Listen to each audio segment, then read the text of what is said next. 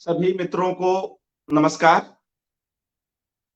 आप जानते हैं कि जनसुलभ पुस्तकालय की ओर से एक-एक करके अलग-अलग क्षेत्रों में काम कर रहे कुछ शख्सियतों पर एकाग्र का आयोजन किया जाता है।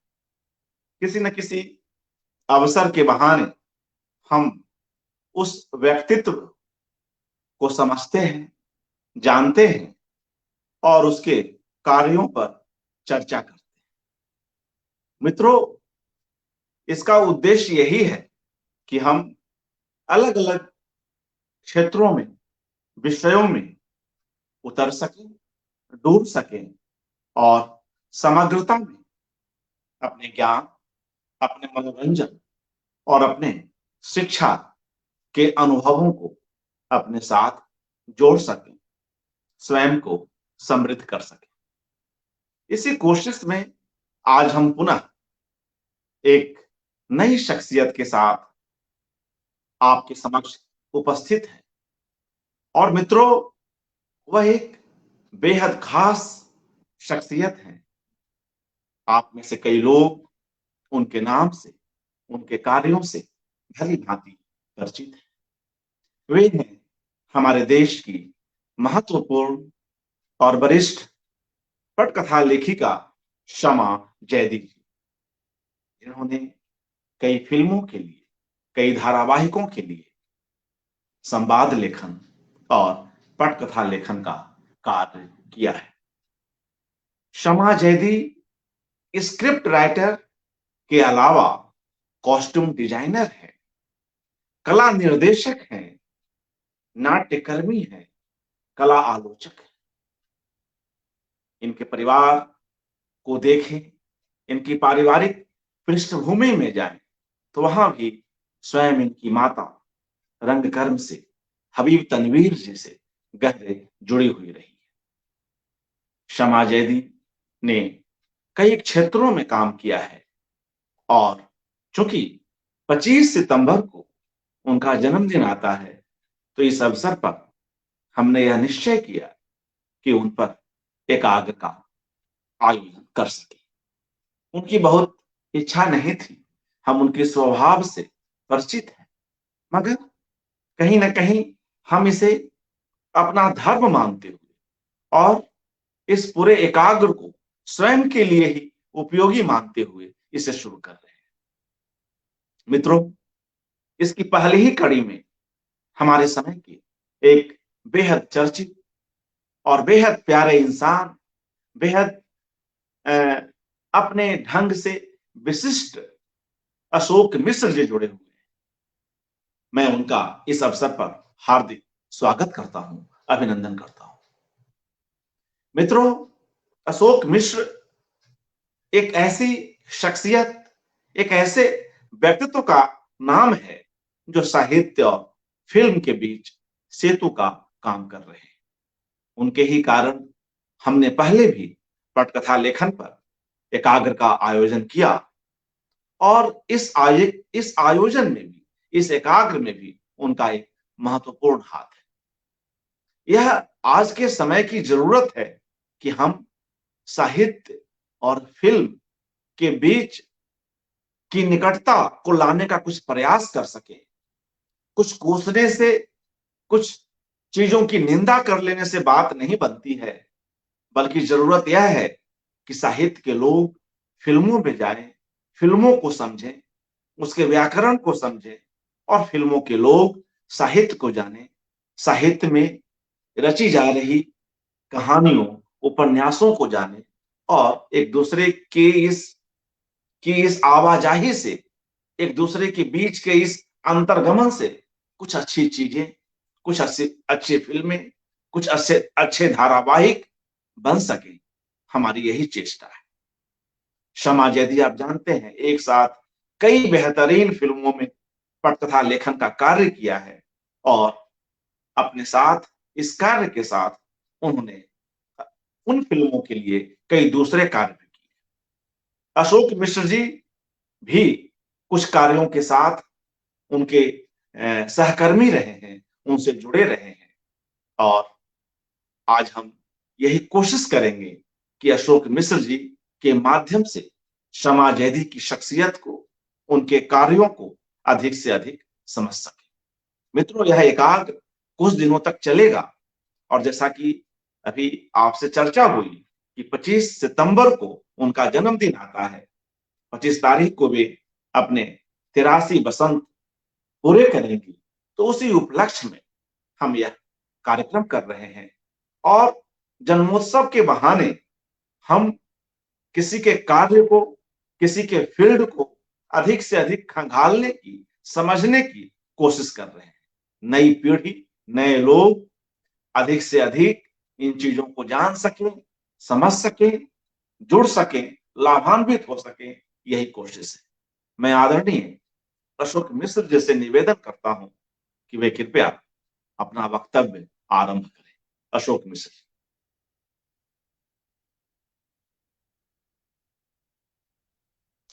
अशोक जी, अपनी अपने माइक को ऑन कर लें, अनम्यूट कर लें। जी, स्वागत। नमस्कार मित्रों, और जन सुलभ पुस्तकालय को बहुत बहुत धन्यवाद, बहुत बहुत धन्यवाद अर्पण कुमार जी को कि वो सिनेमा और साहित्य के अंतर संबंधों को टटोलने की प्रयास करते रहते हैं।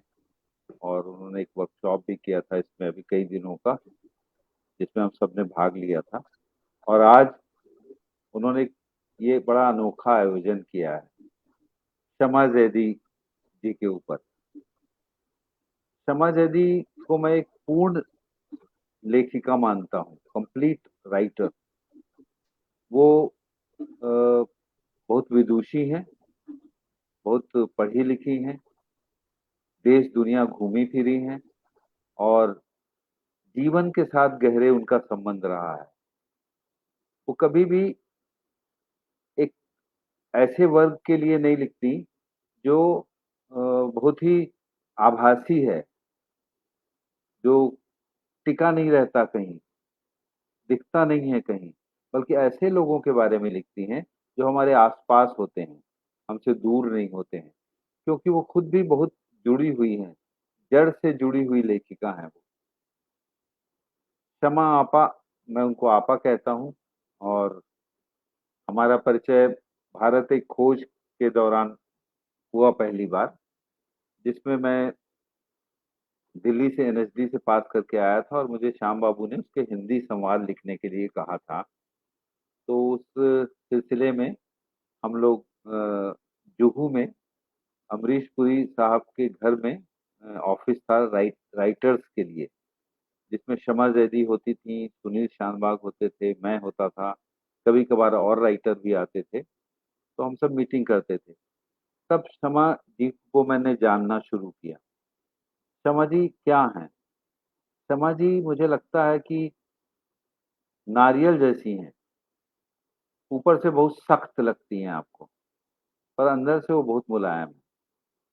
इवन मैंने अर्पण कुमार जी से भी जब कहा था कि आप शमा जैदी जी से बात कीजिए, तो मैंने उनको हिदायत दी थी कि आपा से जरा आप बहुत तहजीब के साथ बात करिएगा, क्योंकि आपा पहले टटोलती हैं आपको कि आप हैं कौन, क्या समझ है आपकी, तब वो आगे बात करती हैं, नहीं तो वो बात करना पसंद नहीं करती हैं। तो ऐसी है शमा जैदी, जिससे कई लोग उनको गलत भी समझ सकते हैं कि वो तो बहुत गुस्सा करती हैं, लेकिन ऐसा नहीं है, बिल्कुल भी ऐसा नहीं है। वो बहुत ही अच्छे स्वभाव की, मीठे स्वभाव की और विदुषी महिला है। हिंदी सिनेमा की अपन बात करें अगर, तो इसमें महिला लेखिकाओं की बहुत कमी है, बहुत कम है, गिनी चुनी है। आप उंगलियों में गिन सकते हैं कि कितनी महिला लेखिकाएं हुई हैं सिनेमा के इतिहास से अभी तक। तो बहुत कम गिनी चुनी महिलाएं नजर आएंगी आपको। मेरा ये मानना है कि शमा जैदी ने जितना काम किया है और जितना क्वालिटी काम किया है, उतना किसी महिला क्या पुरुष लेखक ने भी नहीं किया है। उनकी पटकथा लेखन में एक गरिमामयी उपस्थिति है। उन्होंने जिस काम में भी हाथ डाला है वो क्लासिक हो गया है। ये इसलिए हुआ है कि शमा जी खुद भी बहुत अ, गहरे डूब के काम करती हैं। वो काम को काम की तरह से नहीं लेती हैं। वो पैसे के लिए उतना काम नहीं करती हैं, जितना उनकी मंशा होती है कि वो अच्छा काम करें। यही शिक्षा मैंने भी उनसे ली हुई है। तो इस तरह से शमा जैदी का मूल्यांकन किया जाना चाहिए। सिनेमा में देखिए 2 तरह के लेखक होते हैं। एक होते हैं एथिक्स वाले, डिसिप्लिन वाले। दूसरे बोलते हैं जो सिनेमा के एथिक्स को नहीं जानते, डिसिप्लिन को नहीं जानते। लेकिन शमा आपा में ये चीज़ें बहुत कूट-कूट के भरी हुई हैं। वो बहुत डिसिप्लिन है, अनुशासित हैं अपने काम में, अपने लेखन में और सिनेमा के एथिक्स को बहुत अच्छे गहरे पहचानती हैं। वो फालतू का कोई लेखन उन्होंने आज तक नहीं किया है। उनकी एक भी फ़िल्म आप नहीं बता सकते हैं जो फालतू की हो। हर फ़िल्म में उन्होंने अपनी कला, अपनी प्रतिभा का परिचय दिया है। यही वजह है कि गरम हवा जैसी फ़िल्म जो आज भी गरम है, आज भी हम उसको देखते हैं तो लगता है अरे! ये फ़िल्म आज बनी है क्या? और उसका लेखन आप देखिए, वो इसमें चुगताई जी के साथ उनकी कहानी पे बनाया है, पर आपा ने उसको जिस ढंग से सिनेमा में ढाला है, वो अद्भुत है और उसके संवाद टन-टन कान में बजता है एक-एक शब्द। एक-एक एक भी शब्द, एक भी लफ्ज़ फालतू नहीं लगता और गहरे मीनिंग छोड़ता है हर शब्द। चाहे वो पाकिस्तानियों का, सिंधियों का यहाँ आना या यहाँ के लोगों का वहाँ जाने की कोशिश, इसको शमा आपा ने बहुत मीठे तरीके से डाला है। उसमें एक त्रासदी है, ट्रेजेडी है, लेकिन उस तरह की कड़ुआहट नहीं दिखती हमको, बल्कि ऐसा लगता है कि कुछ लोग हैं जो छटपटा रहे हैं, एक हालात के अंदर फँसे हुए। ऐसा अद्भुत लेखन शमा आपा ही कर सकती हैं और इसीलिए गरम हवा एक क्लासिक फ़िल्म मानी जाती है, जिसका कोई तोड़ नहीं। और जैसे-जैसे हम देखते जा रहे हैं कि हमारे समाज में जो हिंदू, मुस्लिम ये सब चल रहा है, उसकी वजह से गरम हवा अभी तक ताज़ा लगती है। इस फ़िल्म को बार-बार देखने की ज़रूरत समझ में आती रहेगी, हमेशा। ये कभी खत्म होने वाली फ़िल्म नहीं है और अ, शमा आपा के शौहर सत्यू साहब महान निर्देशक जिन्होंने गर्म हवा का निर्देशन किया है, तो उन दोनों की एक जोड़ी की अद्भुत मिसाल है ये फ़िल्म। इसलिए मैं शमा जादी को एक बड़ा विशिष्ट लेखक मानता हूँ, लेखिका मानता हूँ। शमा आपा चाहे जितनी सख्त लगें, पर मैं जानता हूँ कि उनका सेंस ऑफ ह्यूमर बहुत ही कमाल का है। इसीलिए वो बहुत अच्छा दुःख भरी कहानियाँ भी लिख पाती हैं। आप उनके साथ बैठें और थोड़ा आपका उनसे परिचय हो जाए, तो आपको इतना हँसाती भी हैं कि मज़ा आ जाता है। वो तरह-तरह के किस्से बताती हैं, रामपुर के, लखनऊ के, नवाबों के अ मालियों के, लौंडों के, ऐसे किस्से सुनाएँगी आपको कि आप हँसते-हँसते पागल भी हो जाएँगे और अपने समाज, अपनी संस्कृति को समझ भी सकेंगे, कि उनकी दादी कैसे बोलती थी, उनकी नानी कैसे बोलती थी। तो इस वजह से वो बहुत रूटेड राइटर हैं। वो अपनी जड़ और ज़मीन से बाहर नहीं निकली हैं अभी तक। इसलिए बहुत उनका काम, उनका योगदान बहुत कमाल का योगदान है। शमा आपा के ज्ञान की कोई सीमा नहीं है। आप उसको ज्ञान की सीमा नहीं कह सकते आपको। उनको भूगोल का बहुत अच्छा ज्ञान है, उनको इतिहास का बहुत अच्छा ज्ञान है, उनको अपने देश का बहुत अच्छा ज्ञान है, उनको विदेशों के लोगों का बहुत अच्छा ज्ञान है। एक बार वो चीन की यात्रा करके लौटी थी 10-15 तो चीनियों के बारे में उन्होंने इतनी अच्छी-अच्छी जानकारियाँ मुझे दी। अभी तक हम यही जानते हैं कि वो चींटी खाते हैं या केंचुआ खाते हैं। लेकिन शमा आपा ने चीनियों के बारे में जो बताया कि वो कैसे लोग होते हैं, क्या वहाँ की समस्या है, क्या वहाँ का पॉलिटिकल प्रॉब्लम है, कैसे लोग उसको सफ़र कर रहे हैं, वो सब किसी देश को समझने के लिए बहुत अच्छी ओपनिंग पैदा करती हैं। शमा आपा बहुत तीखी आलोचक हैं, बहुत बिटर क्रिटिक हैं वो, किसी भी चीज़ की। अगर उनको कोई चीज़ पसंद नहीं आती तो वो बिल्कुल साफ बोलती हैं कि ये चीज़ बिल्कुल ठीक नहीं है, ये बकवास है। लेकिन उनकी उनका जो क्रिटिसिज़्म है, वो बहुत ही क्रिएटिव भी होता है। आपको तत्काल बड़ा बुरा लगेगा कि मेरी क्रिटिसिज़्म कैसे कर रही हैं शमा जी। लेकिन आपको बाद में समझ में आएगा कि उसके फ़ायदे बहुत हैं अगर आप उनकी बात को समझें तो। तो हमेशा क्रिएटिव रचनात्मक क्रिटिसिज़्म होता है उनका, जो मुझे उनकी आदत बड़ी अच्छी लगती है। कई बार मेरी भी स्क्रिप्ट्स ऐसी हुई जो श्याम बाबू के लिए मैंने लिखी थी और शमा आपा उसमें बैठी सुनने के लिए उसको। तो कुछ जगह उन्होंने सजेशन दिए कि ये ऐसा नहीं, ऐसा हो सकता है तो ज़्यादा अच्छा लगता है। एक जगह थी जहाँ पे मैं फँसा हुआ था, क्योंकि जो विलेन का रोल कर रहा था वो दलित नत्थू को अ, उससे झगड़ा मारपीट हो गई थी। अब अगले दिन शूटिंग इस वजह से बंद हो गई थी, ऐसा सीन है वो। जिसमें डायरेक्टर विलेन से कहता है कि तुम इससे माफ़ी माँगो और वो कहता है मैं माफ़ी नहीं माँगूँगा। अब यहाँ पे आके मैं अटक गया था। तो शमा आपा ने एक छोटा-सा सजेशन दिया कि नहीं वो माफ़ी माँगे, नत्थू से माफ़ी माँगे, पर उसका एटीट्यूड दूसरा होना चाहिए। वो कहे ठीक है, मुझे माफ़ कर दे और चल आ शूटिंग में मैं देखता हूँ। ये शमा आपा ने जो जोड़ा, उससे मुझे उस कैरेक्टर का पूरा एटीट्यूड समझ में आ गया, सिर्फ़ उनके एक लाइन कहने से। और समर की सफलता में मैं इस एक लाइन को भी बड़ा इम्पोर्टेंट मानता हूँ कि कैसा कैसा दलितों के साथ हमारा एटीट्यूड होता है, जो अपर कास्ट के लोग होते हैं। कैसे वो उनको छलते हैं। तो शमा आपा की आलोचना को मैं समझता हूँ कि वो किस तरह की आलोचक हैं और मुझे उनकी आलोचना बड़ी पसंद आती है। ऐसे ही हरी-भरी जब उन्होंने लिखा, तो श्याम बाबू ने मुझे उसको पढ़ने को दिया। उन्होंने कहा कि इसको तुम देखो, इसमें क्या तुम्हारा सजेशन? श्याम बाबू ऐसा करते हैं। तो मैंने पढ़ा और मुझे उसमें कोई कमी नज़र नहीं आई। मुझे लगा कि ये तो 100% परफेक्ट स्क्रिप्ट है। फिर भी श्याम बाबू ने कुछ कहा था तो मैंने कुछ जोड़ा और जब मैंने सुनाया तो शमा आपा ने उसको कहा नहीं, नहीं ये बिल्कुल बेकार है, इसको काट दो। तो मैंने कहा आप बिल्कुल सही कह रही हैं, मुझे भी ये बिल्कुल बेकार लग रहा था पर मैंने जोड़ने के लिए ये जोड़ा था। तो वो लिहाज़ नहीं करती हैं, ये बड़ी अच्छी बात है उनके अंदर।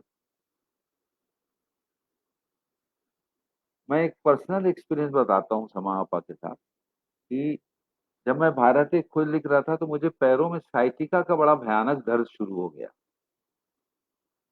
अब बम्बई में अगर पैर नहीं हो तो काम नहीं चलता, दिमाग ना हो तो फिर भी काम चल जाए यहाँ। लेकिन पैर अगर आपके पास नहीं है तो आप बम्बई के लिए फिट नहीं है, आप भाग-दौड़ नहीं कर सकते। तो शमा जी को जब पता चला तो वो मुझे कहीं कि अरे मैं तुमको लेके चलती हूँ, एक एक्यूपंक्चर वाले डॉक्टर हैं सांता क्रूज़ में या खार में कहीं, वहाँ लेके चलती हूँ। वो मुझे अपने साथ लेके गईं, उन्होंने वहाँ मेरी चिकित्सा कराई और फिर रोज़ मेरी खोज खबर लेती रहीं कि तुम जाते हो कि नहीं वहाँ, ठीक हो रहा है कि नहीं हो रहा है। लकीली मेरा दर्द ठीक हो गया। तो मुझे लगा कि देखो कितनी हेल्पफुल हैं ये, इतनी बड़ी लेखिका, मैं एक नया-सा लेखक, मेरे लिए वो इतनी कोशिश कर रही हैं।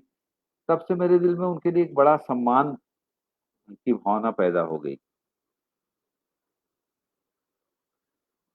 शमा आपा को अगर आप समझने की कोशिश करें, तो उन्हें मनुष्य स्वभाव की और उसकी भावनाओं की, जज़्बातों की गहरी समझ है। इसीलिए उनके लेखन में कैरेक्टर्स जो होते हैं, वो बहुत सच्चे लगते हैं। चाहे वो ज़ुबैदा लिख रही हों, जो राजघराने की कहानी, चाहे वो हरी-भरी लिख रही हों, चाहे वो मंडी लिख रही हों। लगता है कि इन कैरेक्टर्स को वो अच्छे से जानती हैं।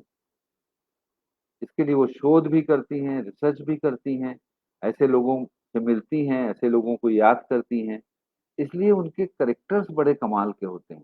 उनकी पटकथाओं में जो चरित्र हैं, आप देखिए मम्मो, आप देखिए हरी भरी, तमाम फिल्में देखिए आप, सारे कैरेक्टर्स अलग अलग हैं और कमोबेश उनकी भाषा भी अलग अलग है जरूरत के मुताबिक, क्योंकि उनको जिंदगी की बड़ी अच्छी पकड़ है। लोगों को बहुत अच्छे से लगता है कि इन्होंने लोगों को बहुत अच्छे से ऑब्जर्व किया है, इनके कान बहुत तेज हैं, इन्होंने काफी कुछ बहुत अच्छे से सुना है अपने जीवन में, जिसको वो ढालती हैं सिनेमा में। इसलिए वो मुझे बहुत प्रिय हैं। आप उनके संवाद देखिए, आपको संवाद लगेंगे ही नहीं, ऐसा लगेगा जैसे जिंदगी में लोग बात करते हैं ना, वैसे बात कर रहे हैं, क्योंकि वो बनावटी नहीं है, उनका लेखन नकली नहीं है। जैसा कि कमर्शियल सिनेमा का लेखन होता है, तमाम फिल्मों का हम देखते हैं, चलताऊ फिल्मों का, ऐसा उनका लेखन नहीं है। उनका लेखन कहीं से आयातित नहीं है, इम्पोर्ट नहीं किया है उन्होंने। उन्होंने वो स्वरचित है, उनके द्वारा रचित है, उनके अनुभवों से निकला हुआ लेखन है, इसलिए वो बहुत प्रभावशाली है।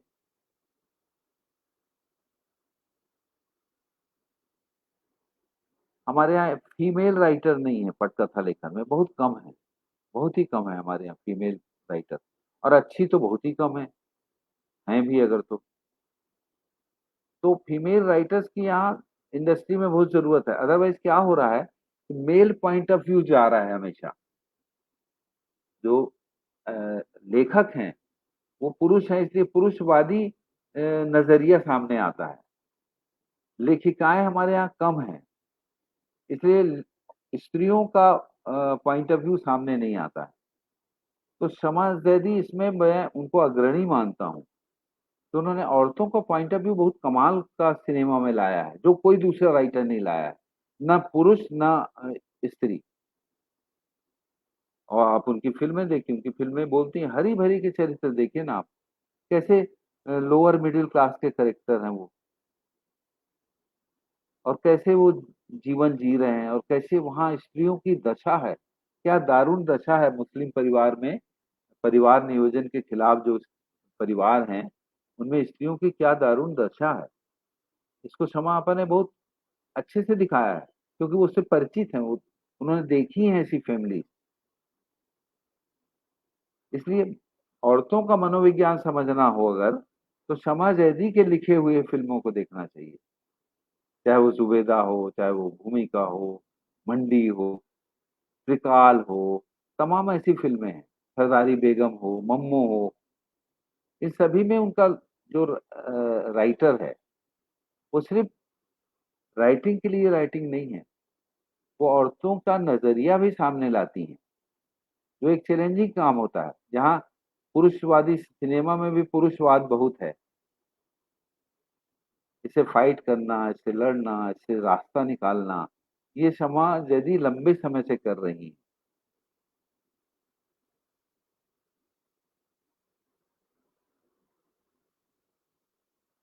शमा आपा के साथ आप बैठिए, तो आप उनके भाषा का ज्ञान देखिए जरा, वो बहुत अच्छी उर्दू जानती हैं लिखना पढ़ना, और अरबी और फारसी भी जानती हैं, कितना मुझे नहीं मालूम, पर उनसे बातचीत करो तो अरबी और फारसी के बहुत सारे शब्दों के कई कई मायने बता सकती हैं। फिर वो अंग्रेजी की बहुत अच्छी ज्ञाता हैं, वो अंग्रेजी में लिख सकती हैं, अंग्रेजी में घंटों बोल सकती हैं। हिंदी की उनकी अच्छी पकड़ है, सूरज का सातवां घोड़ा हो, या और भी फिल्में जो हों, जो हिंदी साहित्य से ली गई हैं, उसमें उनकी हिंदी देखिए आप, अद्भुत हिंदी, या हिंदुस्तानी, हिंदू उर्दू, हिंदी उर्दू का जो मिश्रण प्रेमचंद ने किया था, वो बहुत अच्छा शमा आपा के यहाँ भी मिलता है, शमा आपा के लेखन में भी मिलता है। मसलन कि भारत एक खोज हम लिख रहे थे जब, तो शमा आपा ने कहा कि यार तुम हिंदी हिंदी हिंदी के सारे शब्द लगा रहे हो, कहीं इसमें उर्दू का भी शब्द डाल दो मेरे भाई, ऐसे भी बोली जाती है हिंदी। हिंदी सिर्फ उर्दू से परहेज करके नहीं बोली जाती। पर मैंने कहा क्षमा आपा, ये तो रामायण महाभारत के चरित्र हैं, ये उर्दू का शब्द कैसे इस्तेमाल करेंगे? तो बोले क्यों, इसमें हर्ज क्या है? आपको संप्रेषण कम्युनिकेशन इंपॉर्टेंट है ना। कितने अच्छे से कोई उर्दू का लफ्ज अगर किसी रामचंद्र जी के डायलॉग में डाला जाए और वो ज्यादा अर्थ देता हो, तो वो ज्यादा अच्छा है क्या हिंदी का एक ऐसा संस्कृत निष्ठ शब्द जो कोई अर्थ नहीं देता है। तो मैंने वो प्रयोग करके देखा। मैंने उसमें उर्दू भी के भी लफ्ज डाले और उसकी रौनक बढ़ गई। वो ज्यादा कम्युनिकेट होने लग गई भाषा। तो उनको भाषा का बहुत अच्छा तजुर्बा है। इसके अलावा उन्हें लोक भाषाओं का भी बहुत अच्छा ज्ञान है। वो रामपुर की रहने वाली रही हैं, वहां उनका जन्म हुआ है। तो रामपुरिया बोली के शब्द उनके उसमें आएंगे। शतरंज के खिलाड़ी उन्होंने संजीत रे के साथ लिखा। उसमें लीला मिश्रा जी का एक चरित्र है, वो अवधी बोलती हैं। और सडनली कोई ऐसा शब्द वो ले आती हैं जो बड़ा देशज शब्द होता है, बड़ा जमीन से जुड़ा हुआ शब्द होता है, जो बहुत भाषा के लिए बहुत जरूरी है कि हम अपने लोक बोलियों के शब्दों को इस्तेमाल करें, अपने स्क्रिप्ट में उनको जगह दें। तो ये शमा आपा बहुत कमाल का करती हैं ऐसे प्रयोग। आप उनकी फिल्मों में देखेंगे कई जगह ऐसे शब्द आएंगे जो आप पकड़ के देखिए।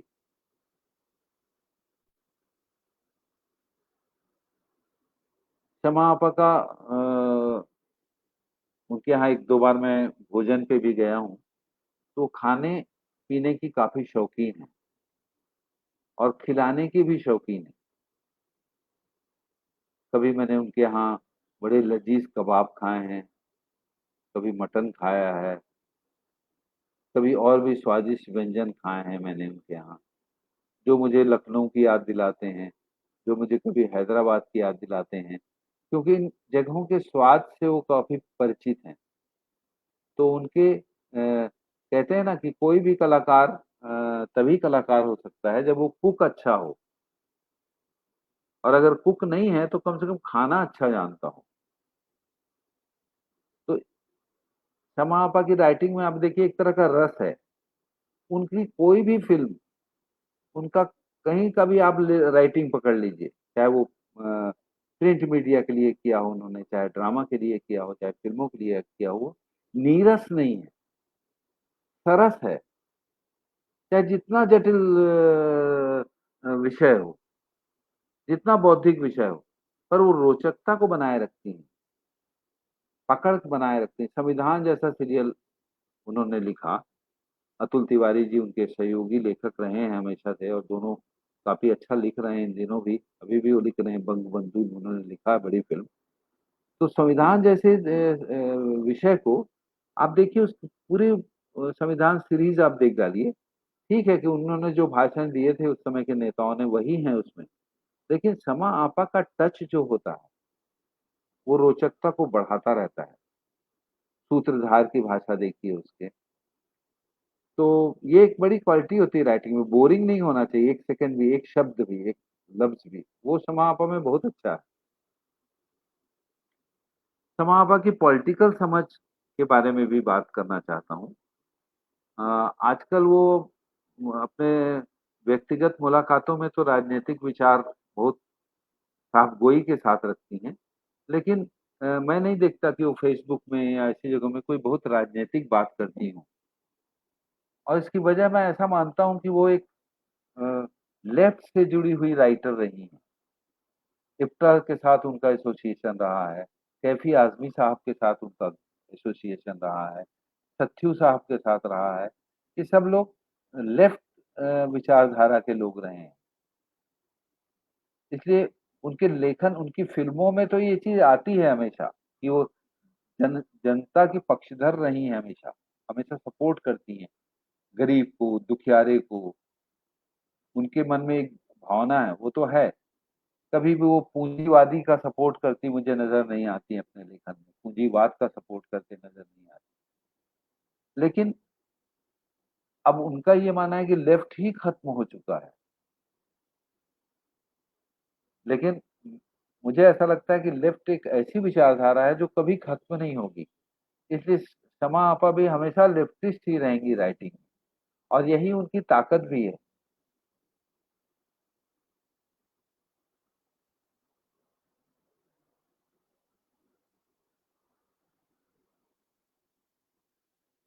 एक शमा आपा की मुझे बड़ी अच्छी खूबी लगती है, जो सिनेमा के बारे में तो आप लोग उनके लेखन के बारे में बहुत कुछ जानते हैं और गूगल उनके उनकी तारीफ में गूगल में काफ़ी सारे इंटरव्यूज़ हैं, लेख हैं, उनके काम का विकिपीडिया में बहुत अच्छा वर्णन है, वो सब तो आप जानते हैं, उसके बारे में तो ज़्यादा बात नहीं कर सकते। लेकिन शमा आपा के पास कलेक्शन करने का बड़ा शौक है उनकी चीज़ों की। चाहे वो जहाँ भी जाएँ उनके पास बहुत ही सुंदर-सुंदर साड़ियाँ हैं, जो बहुत सारी बुनकरों ने बुने हैं जगह-जगह के, राजस्थान के, हैदराबाद के और भी जगह जहाँ-जहाँ गई हूँ। उनके घर में आप जाएँ तो उनके घर में बहुत सुंदर कलाकृतियाँ रखी हुई हैं, जो इधर-उधर से बटोर-बटोर के लाती रहती हैं। तो और खुद भी आप देखिए कि वो जूते से लेके साड़ी, दुपट्टा, सलवार, कमीज़ जो भी पहनती हैं, आप देखेंगे उसमें एक लेखिका की गरिमा भी होती है और अपने लोक वेशभूषाओं, पोशाक के चलन का एक असर भी दिखता है, रंगों की समझ दिखती है। तो ये एक अ, सब लोगों में नहीं होती ये चीज़। फिर उनके आप संग्रह करने का देखिए कि वो इन चीज़ों का भर संग्रह नहीं करती। उन उनके पास बहुत सारे बाल गीतों का संग्रह किया है उन्होंने। बच्चों के लिए गीत, कविताएँ जो लिखी गई हैं, उनका एक खजाना है उनके पास, जिसको वो चाहती हैं कि प्रिंट करवाएँ और मैं भी चाहता हूँ कि वो प्रिंट हो। उनके पास बहुत सारे मुहावरे हैं, लोकोक्तियाँ हैं, बोलियाँ हैं, पहेलियाँ हैं, जिसको वो संग्रहित करती हैं, ये उनके स्वभाव में है। कोई भी नया शब्द देखेंगी, नया मुहावरा देखेंगी, तो वो दिमाग में रजिस्टर करती हैं उसको और उसको इस्तेमाल करने के लिए उनकी मंशा है कि ये चीज़ें धीरे-धीरे पब्लिश हों। उनका काम जो लेखन का काम है उनका, जो पब्लिश नहीं हुआ है, जो उनका व्यक्तिगत लेखन है, हो सकता है उन्होंने कविताएँ भी लिखी हों, कहानियाँ भी लिखी हों जो जिनकी फ़िल्म नहीं बनी हो। तो उनका एक पूरा समग्र एक निकालना चाहिए हम लोगों को, ताकि हम उनके लेखन को व्यक्तिगत लेखन को भी समझ सकें। सिनेमा के लेखन में तो बहुत सारे पड़ाव से गुज़रना पड़ता है। उसमें आपके साथ डायरेक्टर भी का भी एक सुझाव होता है, सहयोग होता है लेखन का, है ना? तो बहुत जगह पे आपको देखना पड़ता है कि कैसे सिनेमा का लेखन और व्यक्तिगत लेखन में क्या फ़र्क होता है। एक निजी लेखन होता है, जैसे कवि कविताएँ लिखता है, तो उसका अपना निजी लेखन होता है। उसमें किसी का हस्तक्षेप नहीं ले होता है। एक कविता आपने लिखी, फेसबुक में डाल दी या पत्रिकाओं में छपने भेज दी। लेकिन ऐसा लेखन जो रचनात्मक लेखन है शमा आपा के पास, वो पब्लिश होना चाहिए। पता लगाया जाए मैं भी उनसे मिलूँगा, बहुत समय से मेरी मुलाकात नहीं हुई है कोरोना वगैरह की वजह से और मैं उनसे मिलूँगा तो मैं उनसे कहूँगा कि आप अपना लेखन अ, मुझे दिखाइए, बताइए मैं उसको अगर आप कहेंगी तो कहीं प्रकाशित करने की हम कोशिश करेंगे और वो एक बड़ी संपदा होगी। वो ज़रूर बहुत ही कमाल की चीज़ें हैं उनके पास।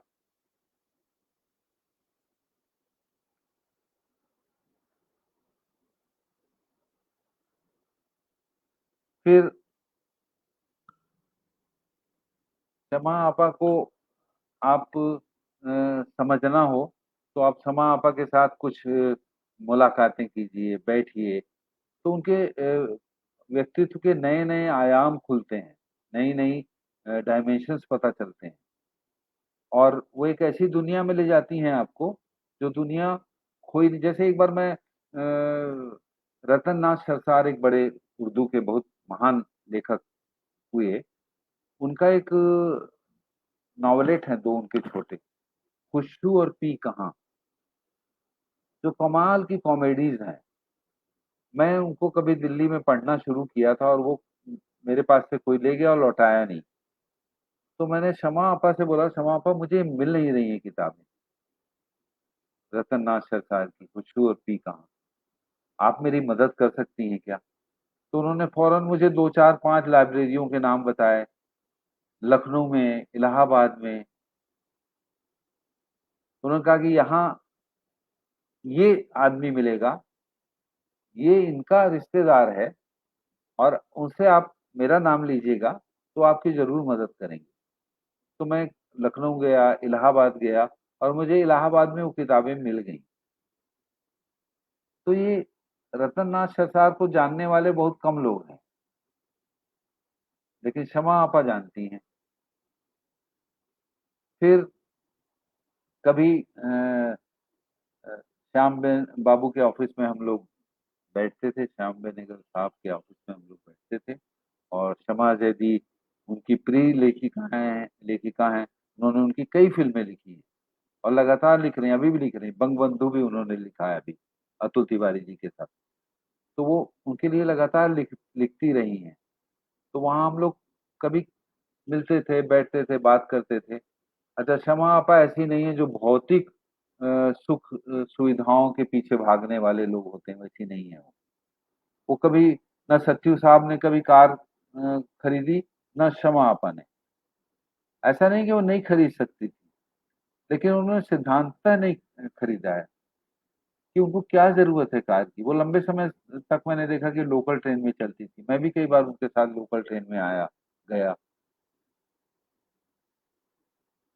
कई कई बार बसों में चलती थी वो। सत्यू साहब को भी मैंने बस में ही चलते हुए देखा।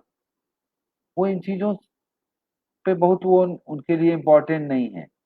उनके लिए इम्पोर्टेंट है कलात्मकता, क्रिएटिविटी। वो क्रिएट क्या करेंगी, ये उनके लिए बहुत ज़रूरी है। एक बार हम श्याम बाबू के ऑफिस से लौट रहे थे और बारिश हो रही थी। मुंबई की बारिश आप जानते ही हैं, मुंबई की बारिश। तो मैंने एक कार खरीदी थी, मारुति 800। तो मैंने कहा क्षमा आपा चलिए, अब मैं आपको आपके घर छोड़ता हूँ। तो वो मेरे साथ बैठ गई, हम लोग चले और एक जगह पेट्रोल भरवाने रुके हम और आगे बढ़े। तो पानी काफी हो गया था, काफी भर गया था। अब कार हमारी आगे जाने के लायक नहीं थी। तो मैंने एक किनारे कार लगा दी और मैं और शमा आपा वहां बात करने लग गए। तो शमा आपा ने बारिश से बातचीत शुरू की और फिर बताया कि दुनिया भर में बारिश कहाँ-कहाँ होती है, कैसी-कैसी होती है, हमारे यहाँ बारिश की क्या समस्या है। और 1 डेढ़ घंटे तक वो बारिश पे बोलती रहीं। बारिश पे कौन-सा शायर ने क्या लिखा है, बारिश पे गाँव में क्या गाने बने हैं, कजरी क्या बनी है। मतलब उन्होंने 1 डेढ़ घंटे तक मुझे बारिश पे बात अ अ करती रहीं वो। और इसका असर ये हुआ कि बारिश वहाँ से चली गई।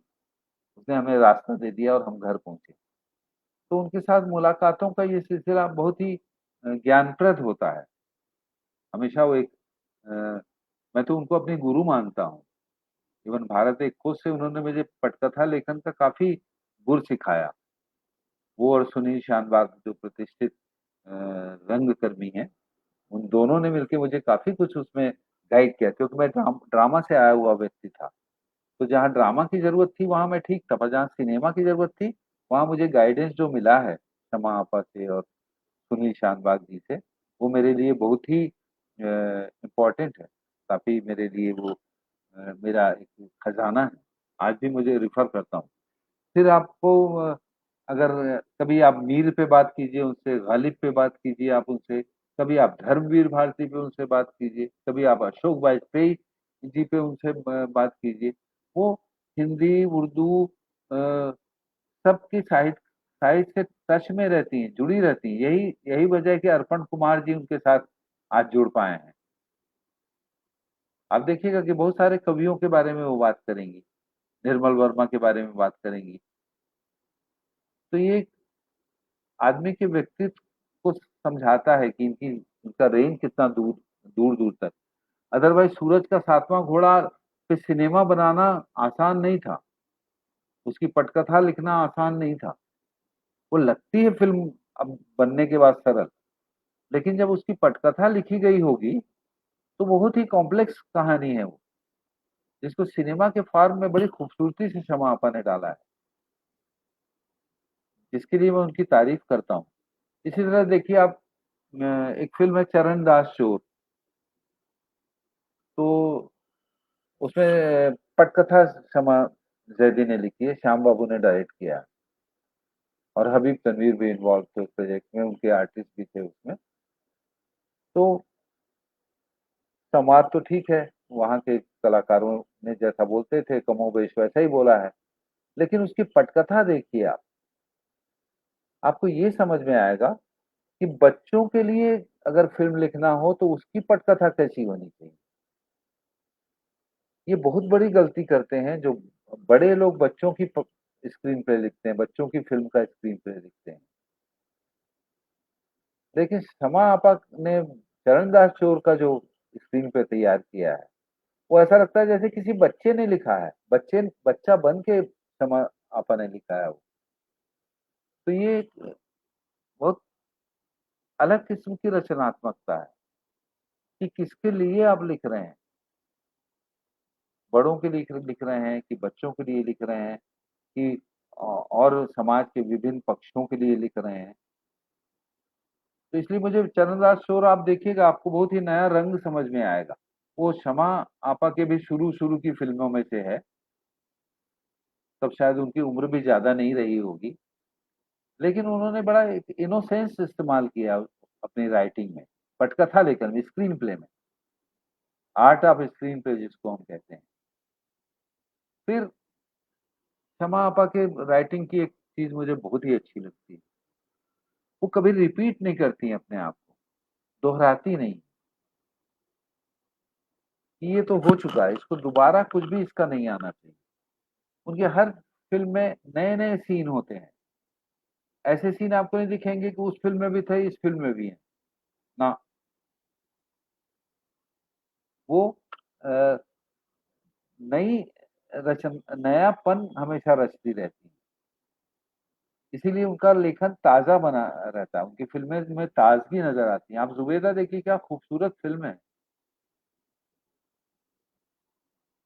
या हरी-भरी देखिए या मम्मू देखिए, जो भी देखिए आप उनकी फ़िल्म, जो भी उठा लीजिए फ़िल्म आप, उसमें कितनी ताज़गी है, कितना फ्रेशनेस है उनके काम में। चाहे शब्दों का चुनाव हो, भाषा हो, कहीं पोएट्री आई है तो कैसे आई है, किस संदर्भ में आई है, ये सीखना हो तो शमा जैदी का लेखन सीखना चाहिए। शमा आपा अभी भी लिख रही हैं, अभी वो 83 साल की होने जा रही हैं और मैं तो उनको कहूँगा कि आप 38 की हो रही हैं, क्योंकि आप जिस ऊर्जा से लिखती हैं, वो 38 के लोग ही लिख सकते हैं अभी के टाइम में मुझे लगता है।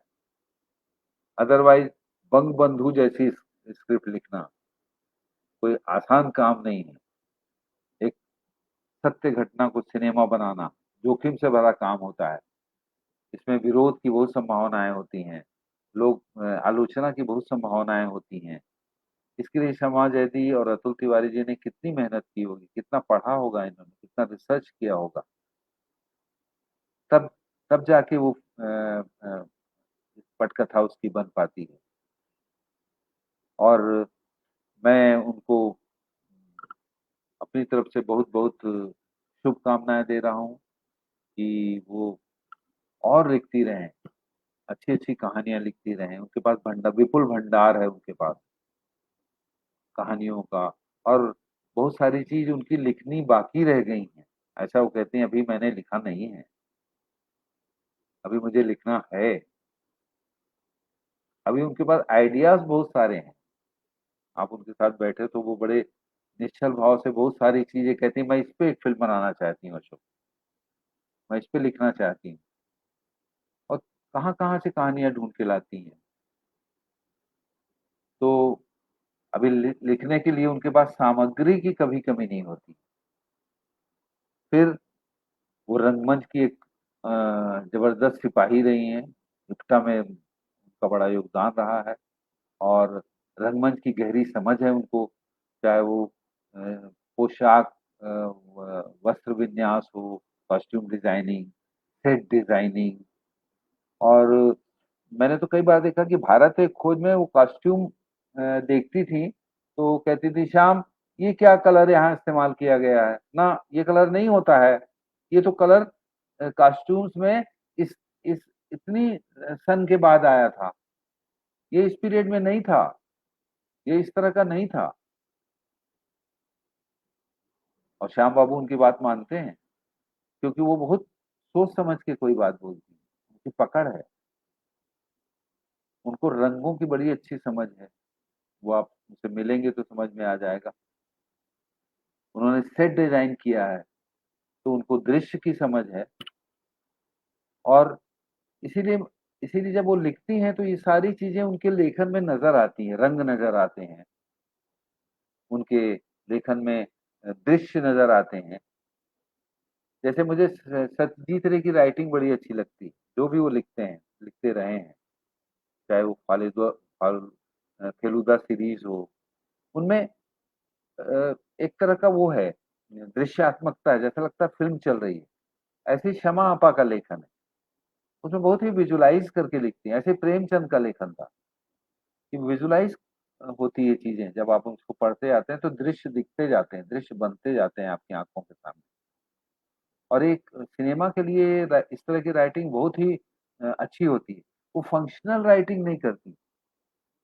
उनकी आप फिल्मों में देखिए, आप तमाम फिल्में देखिए आप उनकी, कहीं भी आपको फंक्शनल लाइन नहीं मिलेगी कि किसी काम, ठीक है यार चलो खाना खा लेते हैं, जैसी लाइन नहीं मिलेगी।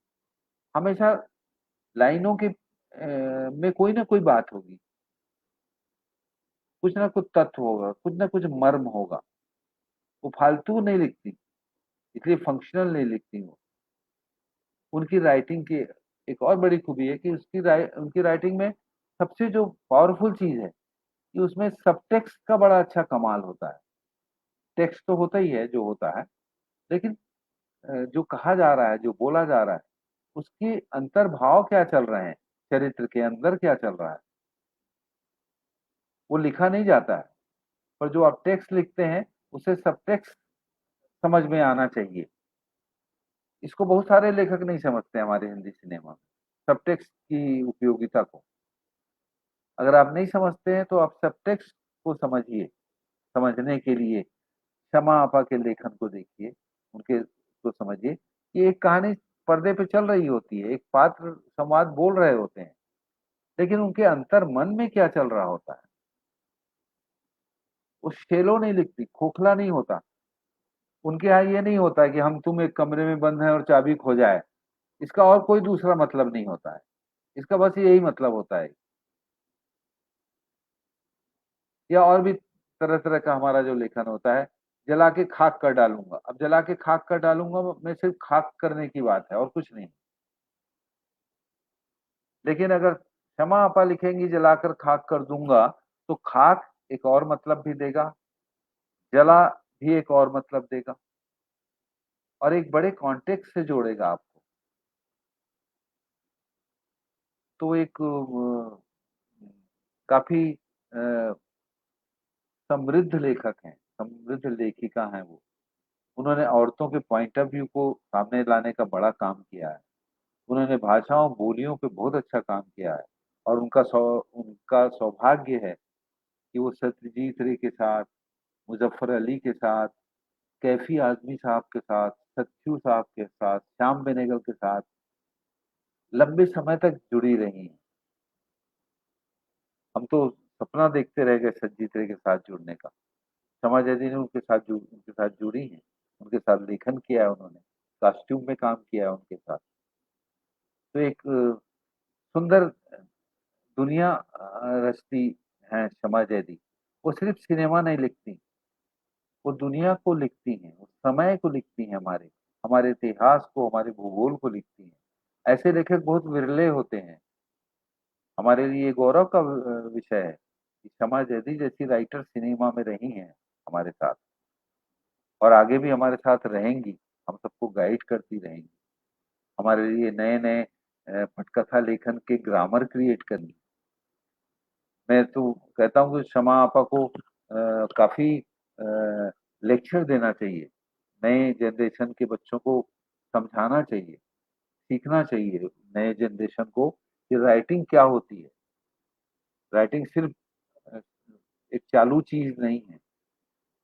एक अच्छी राइटिंग क्या होती है, ये शमा आपा को समझाना चाहिए आने वाली जनरेशन को।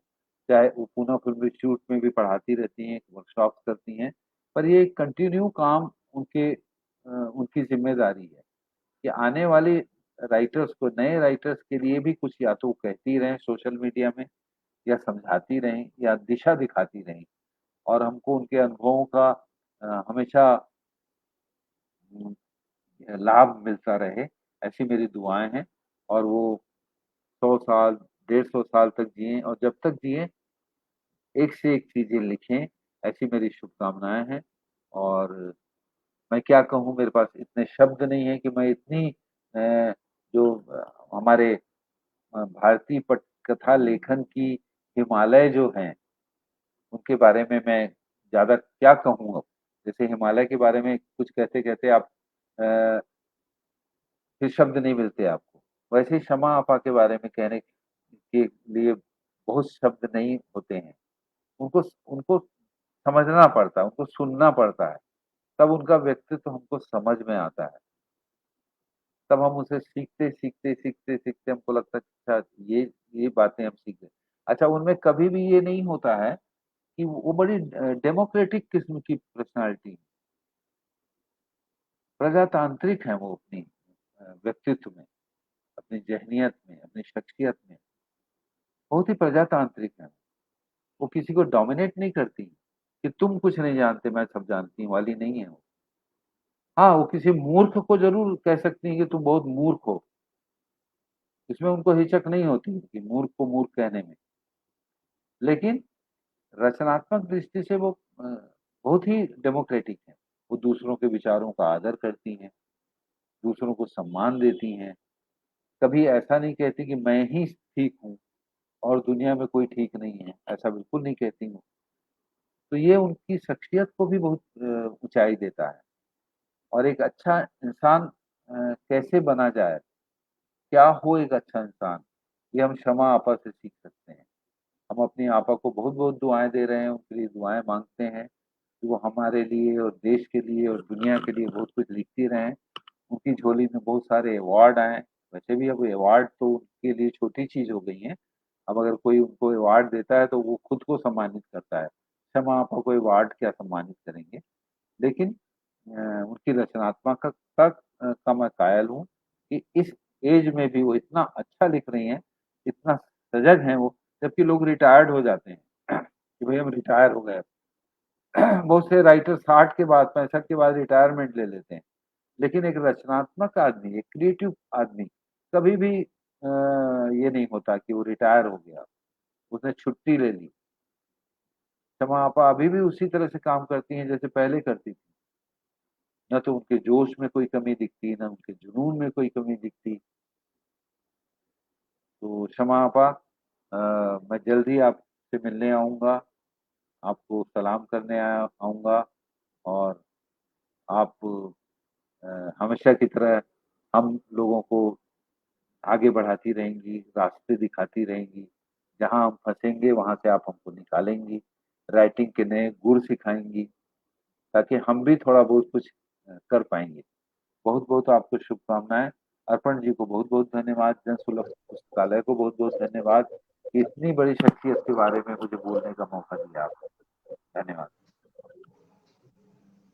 धन्यवाद अशोक मिश्र जी, इस अ, आत्मपरक चर्चा के लिए और शमा जैदी की शख्सियत के विभिन्न पहलुओं पर बातचीत करने के लिए। मित्रों, अशोक मिश्र जी ने अपने अनुभव साझा किए और शमा जैदी द्वारा लिखे गए विभिन्न फिल्मों के उदाहरणों को देते हुए यह हमारे सामने यह रखा कि वे फिल्में और उनमें लिखे गए डायलॉग्स, उनकी पटकथा कितनी सहज है और उसमें लोक भाषा का या कहानी के अनुसार किस तरह की भाषा होनी चाहिए, इसका समुचित निर्वहन किया गया है। अशोक मिश्र जी ने उनके व्यक्तित्व की एक और विशेषता की ओर भी हमारा ध्यान आकृष्ट किया और वह है उनका प्रजातांत्रिक होना। आप जानते हैं कि फिल्मों का काम टीम वर्क जैसा है। ऐसे में एक व्यक्ति की नहीं चलती, ऐसी कई फिल्में हैं जिसमें शमा जी अतुल तिवारी जी के साथ, जावेद सिद्दीकी जी के साथ काम करती हैं, उनके साथ मिलकर लिखती हैं। और किसी सीन को लिखते हुए, किसी दृश्य को लिखते हुए जब दो लेखकों के बीच सहमति या असहमति होती है, तो उसे स्वीकार करते हुए, एक दूसरे को सुनते हुए कैसे आगे बढ़ा जाता है, हमने इसे भी देखा। सिनेमा पर जो कई किताबें लिखी गई हैं, जो क्लासिक्स जो लिखे गए हैं, सूरज का सातवां घोड़ा हो या अपना उमराव जान हो, जो इस तरह की फिल्में हैं जिनमें शमा जी ने काम किया है, अपनी राइटिंग दी है, तो उनके ऊपर जिस तरह के आलेख हम पढ़ते हैं, उससे हमें यह बात समझ में आती है, जो अंदरूनी कथाएं हैं सेट की और फिल्मों के निर्माण के पीछे की, उसे हम बखूबी समझते हैं। यह एकाग्र इस दिशा में ही एक प्रयत्न है कि हम अपने समय के एक महत्वपूर्ण स्क्रिप्ट राइटर को जान सकें, समझ सकें। मित्रों, इस बीच जो साथी हमें देख रहे हैं, उन सभी का धन्यवाद। और अशोक जी, कुछ मित्रों के नाम यहां ले लूं जो अभी स्क्रीन पर हमें दिखाई दे रहे हैं, जिनमें कुछ एक के नाम हैं संजीव बख्शी जी, देवेंद्र मोहन जी, वंदना कुमारी जी, गिरीश पंकज जी, मंजुला चतुर्वेदी जी, निधि अग्रवाल जी, अलका अग्रवाल जी, मंजरी सिन्हा जी, नूतन पांडे जी, उर्मिला शिरीष जी, सुधा अरोड़ा जी, चतर सिंह जाम जी और भी कई लोग। और जिन मित्रों की प्रतिक्रियाएं हमें मिली हैं, उनमें से कुछ के नाम हमने ले लिए हैं और कुछ एक नाम मैं और रख लूं, जिनमें पद्मा त्रिपाठी, किरण कुमार मोदक, सरोज कौशिक, स्मिता शर्मा, आशुतोष शर्मा, मनमोहन चड्ढा जी और उर्मिला शिरीष जी और कुछ एक मित्रगण इस कार्यक्रम पर अपनी प्रतिक्रिया दिए और हमारे इस कार्यक्रम को सफल बनाने का एक प्रयास किया। मित्रों, आप सभी के होने से ही इस तरह के कार्यक्रम संभव हैं और मैं इस बात को यहां रेखांकित करता हूं। और अशोक मिश्र जी, आप जिस तरह से, जिस सहज भाव से हमारे पास आते हैं इन कार्यक्रमों में, जब हम आपको निमंत्रण देते हैं, यथासंभव व्यस्त रहते हुए भी आप समय निकालते हैं, इसके लिए धन्यवाद। मित्रों, आप जानते हैं, इन्होंने बहुत एक मार्मिक बात कही कि मुंबई में पैर अगर चोटिल हो जाए तो वहां काम करना मुश्किल है, दिमाग चोटिल हो तो फिर भी कुछ समय के लिए चल सकता है। ऐसी मुंबई में अशोक मिश्र जी अपनी मेधा की बदौलत जिस तरह के पब्लिक सिनेमा को लिख रहे हैं, वह महत्वपूर्ण है। और श्याम बेनेगल जी के साथ खास तौर पर जुड़े हुए हैं और कुछ दूसरे निर्देशकों के लिए भी लगातार फिल्मों पर काम कर रहे हैं। मित्रों, यह एकाग्र आगे कुछ दिनों तक चलेगा। कल हम एक नए स्पीकर के साथ, एक नए वक्ता के साथ पुनः हाजिर होंगे और शमा जैदी जी के कुछ और पहलुओं पर चर्चा होगी। एक टिप्पणी आ रही है किरण कुमार मोदक जी की। अधिकांश टिप्पणियां हमने रख दी हैं, यह आखिरी टिप्पणी है, क्योंकि यह लंबी है तो शायद आपको पढ़ने में ना आ रही हो, तो मैं आपको सुना दूं अशोक जी। जी जी जी किरण कुमार मोदक की टिप्पणी है। दो बातें आप बिल्कुल सही कह रहे हैं। पहली बात तो लेखन में सब टेक्स्ट के बारे में, और यह तभी संभव होता है जब विचारों में गहराई हो, प्रगल्भता हो, प्रबुद्धता हो। अतः ऐसे विद्वानों द्वारा, जो दूसरी बात आपने कही कि आने वाली जनरेशन को शिक्षित करने का काम भी करना चाहिए, आज के युग में टेक्नोलॉजी की जो उपलब्धता है उसके अनुसार यूट्यूब आदि इत्यादि माध्यमों के जरिए लेक्चर व्याख्यान देकर लोगों को शिक्षित करने का काम किया जा सकता है। जी बिल्कुल, शुक्रिया किरण जी जी, कि आपने इस आपने तरह की बात।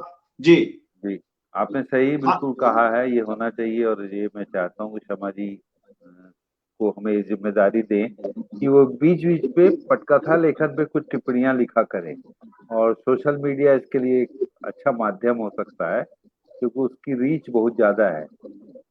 दूसरा मैं जो माननीय लोग उपस्थित थे इस कार्यक्रम में, जिसमें सुधा अरोड़ा जी, फिर मनमोहन चड्ढा जी, जो सिनेमा के बारे में काफ़ी महत्वपूर्ण लेखक हैं मनमोहन चड्ढा जी।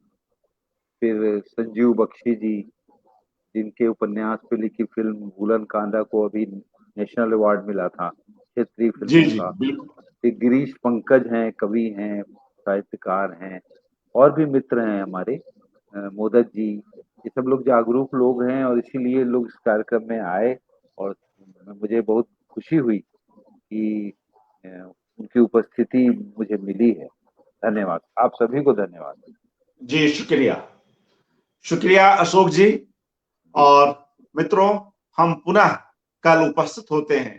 और किरण कुमार मोदक जी की टिप्पणी में एक बात और जोड़ दें अशोक जी, जी, जब हम देखते हैं कि हमारा देश एक विशाल देश है, अलग अलग आर्थिक पृष्ठभूमि से आए हुए लोग हैं, ऐसे में कई ऐसे होनहार बच्चे, होनहार किशोर जो विभिन्न प्रतियोगिताओं की तैयारी करते हैं या अपनी पढ़ाई करते हैं, जिनके पास समुचित संसाधन नहीं है, वे भी इस तकनीक का इस्तेमाल करके अच्छा जी, कर रहे हैं।